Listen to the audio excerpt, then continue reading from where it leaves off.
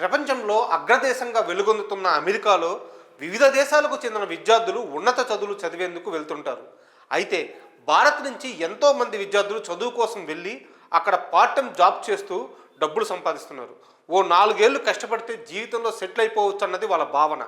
ఇది నిన్నటి మొన్నటి వరకు అమెరికా వెళ్ళిన స్టూడెంట్స్ ఆలోచన. కొన్ని సంవత్సరాలుగా ఎంతోమంది స్టూడెంట్స్ అమెరికాలో చేస్తున్న పని కూడా ఇదే. కానీ ఇప్పుడు సీన్ రివర్స్ అయింది. అమెరికా వెళ్ళిన తెలుగు స్టూడెంట్స్కి అక్కడ ట్రంప్ చుక్కలు చూపిస్తున్నాడు. ఇప్పటి వరకు అమెరికా నుంచి కుటుంబానికి ఇబ్బడి ముబ్బడిగా డబ్బులు పంపించే వాళ్ళు అక్కడ స్టూడెంట్స్. ఇప్పుడు ఆ లెక్క మారింది. ఇప్పుడు ఏకంగా ఇంటి నుంచే ఎంతో కొంత డబ్బు ఇవ్వండి అనే పరిస్థితి ఏర్పడింది. అధ్యక్షుడిగా ట్రంప్ ప్రమాణ స్వీకారం చేసిన రోజునే అక్కడ రూల్స్ కఠినంగా మారాయి.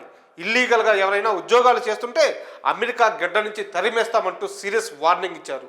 దీంతో ఇప్పుడు అమెరికాలో ఉన్న తెలుగు స్టూడెంట్స్కి దిక్కుతోచని పరిస్థితి ఏర్పడింది. ఇంతకీ F1 వీసా రూల్స్ ప్రకారం అమెరికా CIS నిబంధనలకు లోబడి క్యాంపస్ పరిధిలో వారానికి 20 గంటలు మాత్రమే పనిచేయాలి. ఒకవేళ క్యాంపు వెలుపల ఏదైనా పని చేసుకోవాలంటే ఆ కాలేజీ పర్మిషన్ తీసుకోవాలి.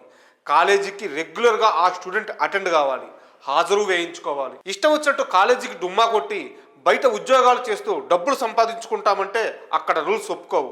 F1 వీసాపై చదువుకోవడానికి వెళ్ళినప్పుడు F2 వీసాపై అక్కడికి భార్య పిల్లలను తీసుకెళ్లవచ్చు. అలా వెళ్ళిన వారు ఇప్పటి వరకు పార్ట్ టైం ఉద్యోగం చేస్తూ ఉన్నారు. ఇక నుంచి F2 వీసాపై వెళ్ళిన వారు కూడా ఉద్యోగం చేయడానికి అవకాశం లేదు. అంతేకాదు F1 వీసాలపై వెళ్ళిన వారు గ్రీన్ కార్డు కోసం దరఖాస్తు చేసుకునే అవకాశం కూడా లేదు. గత కొంతకాలంగా తెలుగు రాష్ట్రాల నుంచి చదువు కోసం F1 వీసాపై వెళ్ళే వారిలో 90% మంది ఇటు చదువుకుంటూ అటు పార్ట్ టైం జాబ్స్ చేసుకుంటూ ఆర్థికంగా బాగా సెటిల్ అయ్యారు. భారత్లో తమకు ఉన్న చిన్న చితక అప్పులు తీర్చుకొని స్థిరాస్తులు కొనుగోలు చేయడం, బ్యాంక్ బ్యాలెన్స్లు పెంచుకోవడం లాంటివి చేశారు. కానీ ట్రంప్ కఠినమైన ఆదేశాలతో తెలుగు స్టూడెంట్స్ అందరూ పార్ట్ టైం ఉద్యోగాలకు ఇప్పుడు గుడ్ బై చెప్తున్నారు. చాలామంది తెలుగు స్టూడెంట్స్ తమ కుటుంబ సభ్యులకు ఫోన్ చేసి డబ్బులు పంపించమని కోరుతున్నారు.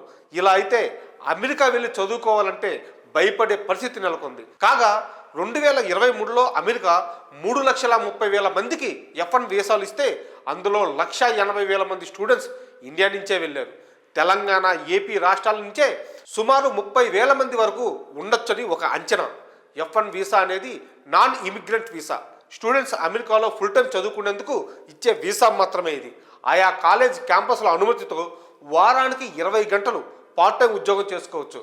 అది కూడా క్యాంపస్ పరిధిలో మాత్రమే. ట్రంప్ తీసుకొచ్చిన ఈ కొత్త రూల్స్ ఇప్పుడు అందరినీ భయపెడుతుంది. మరి ఈ రూల్స్పై మీ అభిప్రాయాలను కామెంట్స్ రూపంలో తెలియజేయండి.